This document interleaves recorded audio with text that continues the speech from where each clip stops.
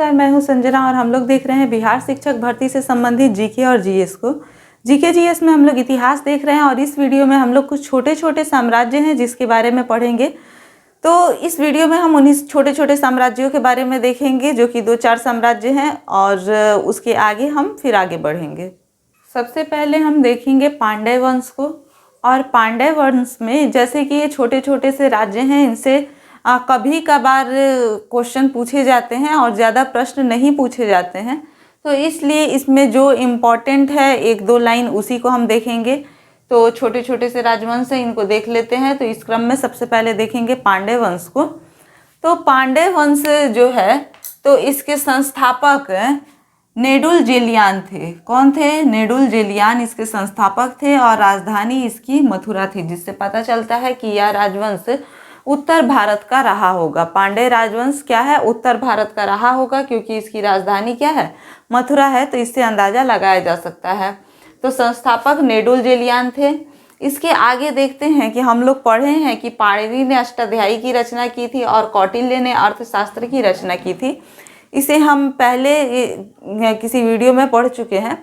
तो इसमें हम देखेंगे कि पाणिनि के अष्टाध्यायी और कौटिल्य के अर्थशास्त्र में पांड्य वंश की चर्चा की गई है।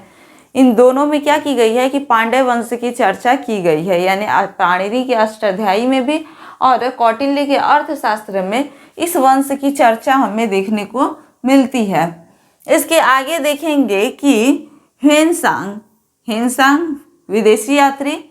तो ह्वेनसांग जो है उसने पांड्य राज्य को मालपूत कहा है। पांड्य राज्य को उसने क्या कहा है? मालपूत कहा है। तो इसमें इम्पॉर्टेंट जो है वो इतना ही है। इसके आगे देखते हैं।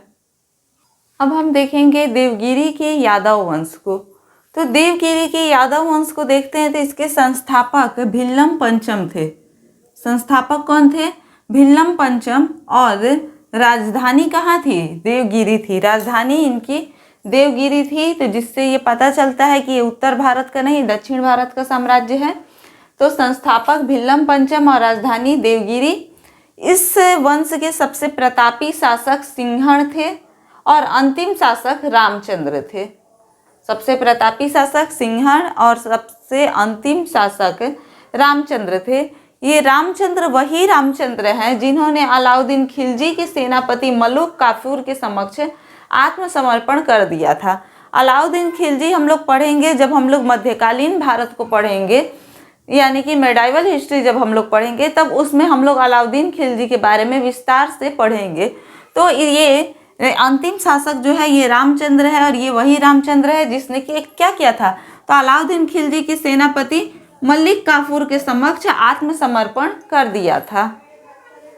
अब हम लोग देखेंगे द्वार समुद्र के होयसल वंश को। तो द्वार समुद्र के होयसल वंश को यहाँ पर देखते हैं।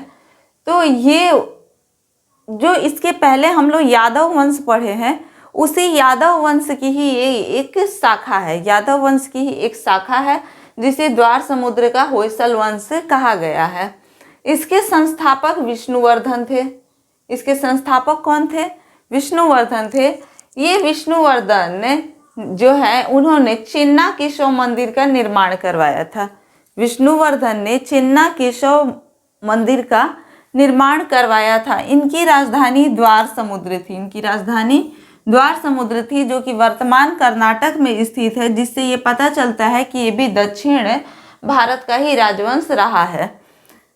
तो संस्थापक इसके विष्णुवर्धन हैं जिन्होंने चिन्ना केशव मंदिर का निर्माण करवाया और राजधानी इनकी द्वार समुद्र है, जो कि वर्तमान कर्नाटक में स्थित है।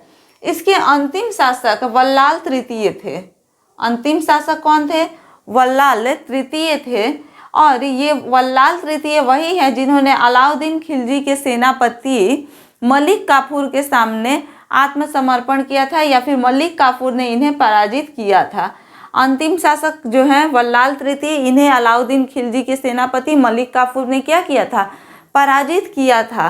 तो इस तरह से इसके पहले जो यादव वंश देखे और ये होयसल वंश जो कि यादव वंश की एक शाखा है, तो ये दोनों के दोनों किसके द्वारा पराजित हुए थे? अलाउद्दीन खिलजी के सेनापति मलिक काफूर के द्वारा ये लोग पराजित हुए हैं।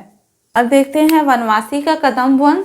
वनवासी का कदम वंश जो है तो इससे ज़्यादा कुछ नहीं जानना है, तो इसमें सिर्फ इसके संस्थापक को जानते हैं।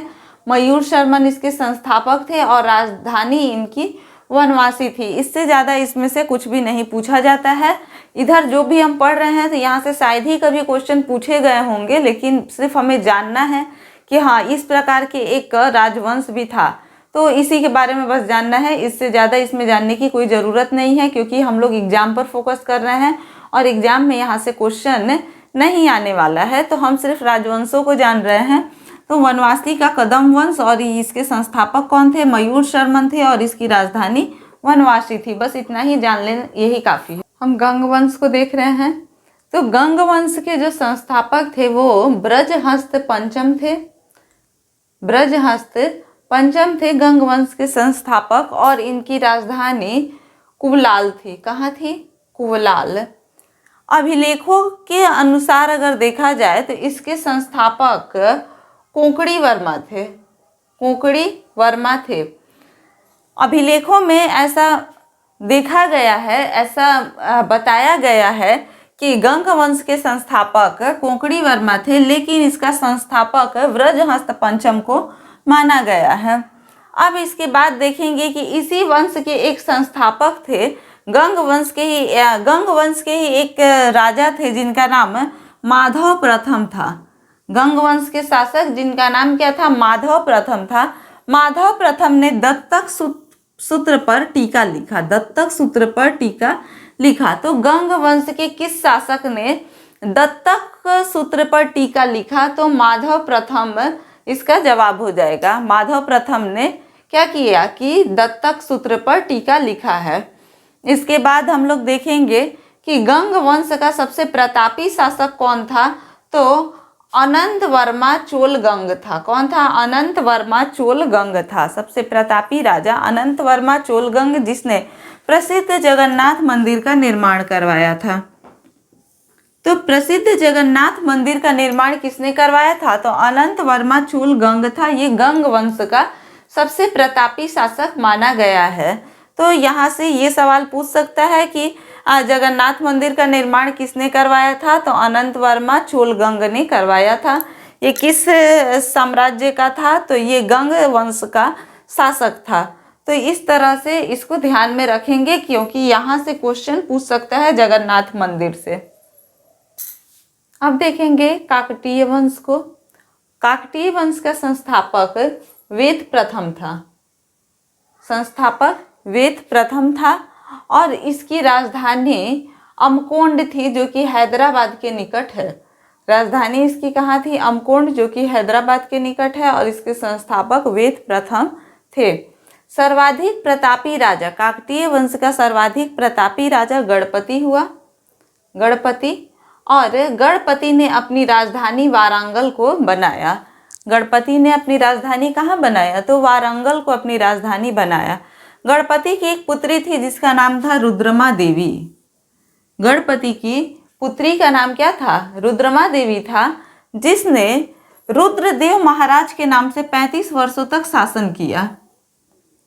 गणपति की बेटी का नाम रुद्रमा देवी, और ये एक स्त्री होते हुए भी 35 वर्षों तक शासन करती रही रुद्रदेव महाराज के नाम से। इसके बाद देखेंगे कि यहाँ पर काकतीय वंश का अंतिम शासक जो था वो प्रताप रुद्र हुआ। अंतिम शासक कौन हुआ? तो अंतिम शासक इसका प्रताप रुद्र हुआ। तो इस तरह से हम लोग काकतीय वंश को भी देख लिए। तो जो छोटे छोटे साम्राज्य मैंने शुरू में आप लोगों को बताया था कि कुछ छोटे साम्राज्यों के बारे में देखेंगे, कुछ छोटे वंश के बारे में देखेंगे, तो उन वंशों को हम लोग यहाँ पर देख लिए। और यहाँ जितने वंश हम लोग को देखना था वो सभी वंशों को हम लोग देख चुके हैं। अब इसके नेक्स्ट क्लास में हम लोग सीमावर्ती राज्यों के बारे में पढ़ेंगे। तो सीमावर्ती राज्यों को इसके नेक्स्ट वीडियो में हम लोग जानेंगे। इसको लाइक, शेयर और सब्सक्राइब जरूर कीजिएगा और कमेंट करके बताइएगा कैसा लगा। धन्यवाद।